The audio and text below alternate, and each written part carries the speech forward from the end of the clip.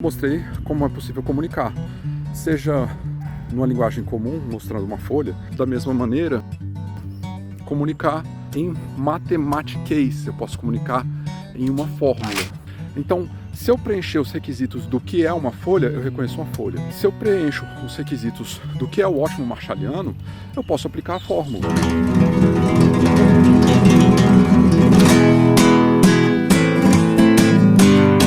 Eu mostrei que, conforme a definição de N, a matemática é uma linguagem, porque os requisitos da linguagem a matemática preenche. Eu mostrei como, de acordo com Gilkeson, há uma correlação entre os elementos do português ou do inglês e da matemática.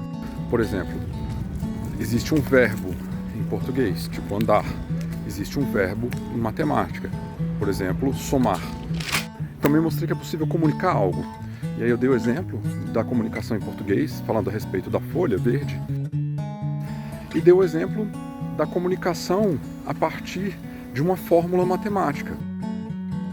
Recorrendo aos dois dogmas do empiricismo, do Quine, eu mostrei que a linguagem não é falseável, ela é um veículo para transmitir informações.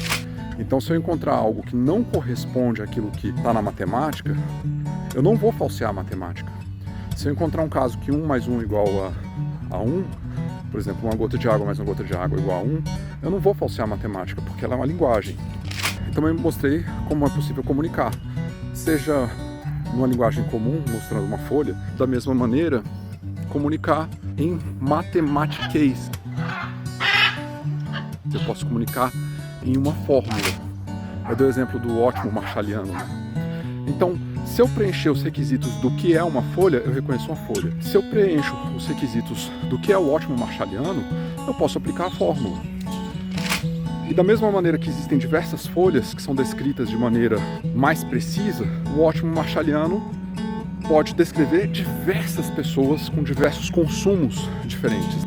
Mas não é só isso. O ótimo marshalliano não tem em sua definição algo como tem que ser para a economia. Se existe algo que me traz utilidade e essa utilidade está em ganhos marginais decrescentes e eu tenho uma restrição, eu posso aplicar o ótimo marshalliano. E eu posso colocar diversas pessoas, e eu posso descrever todas elas usando a fórmula do ótimo marshalliano. O que vai mudar é o valor que cada pessoa atribui a alguma coisa.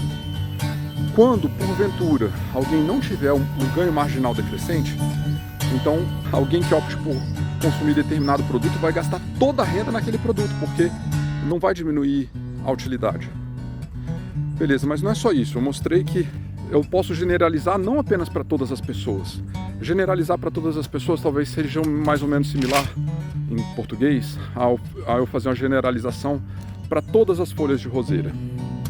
Mas eu posso descrever também para outras roseiras ou para outras plantas, né? O que seria isso para o ótimo marshalliano?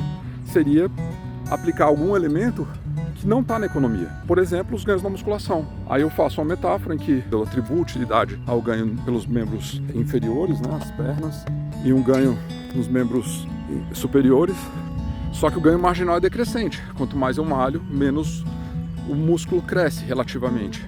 De maneira que se eu malhar muito, vai ter uma hora que eu não vou ter nenhum ganho, e se eu malhar mais ainda, eu vou ter ganhos negativos.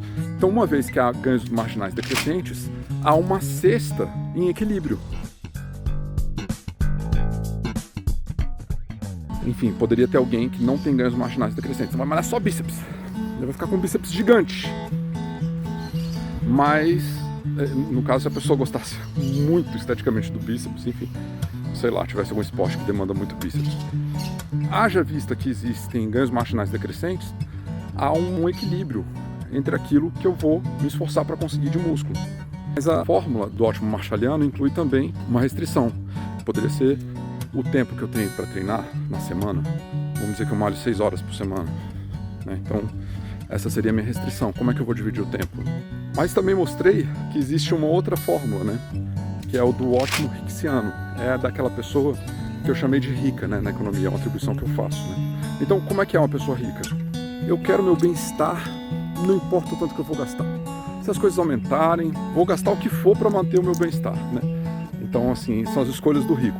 Se mudar os preços, eu posso até mudar a distribuição dos meus gastos, mas eu vou manter o meu bem-estar, não importa. E o que seria equivalente a isso na musculação? Seria um cara que quer ficar monstrão. Não importa o tempo que demanda. Se for para malhar 10 horas por dia, todo dia. É claro que é um exagero, né? Ninguém malha 10 horas por dia, mas se fosse para fazer isso, o cara ia fazer. Então isso seria o ótimo rixiano. E a matemática existe? Sim, a matemática existe como a linguagem existe. Como as palavras existem, como os conceitos existem. Mas não existe como a verdade metafísica. A verdade metafísica do número. Não existe. A linguagem é só um software instalado no nosso hardware, que é o nosso cérebro, que permite a gente pensar com mais precisão. E a matemática ainda é mais precisa que a nossa linguagem comum. Também acho interessante notar que a matemática não é uma linguagem, são diversas linguagens.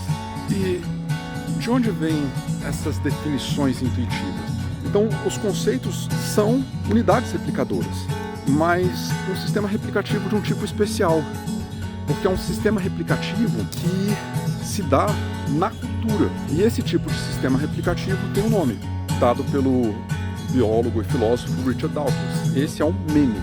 Não tem uma origem mágica, né? Não tem origem metafísica, não tem uma origem assim sobrenatural, né? Tudo pode ser explicado a partir da evolução.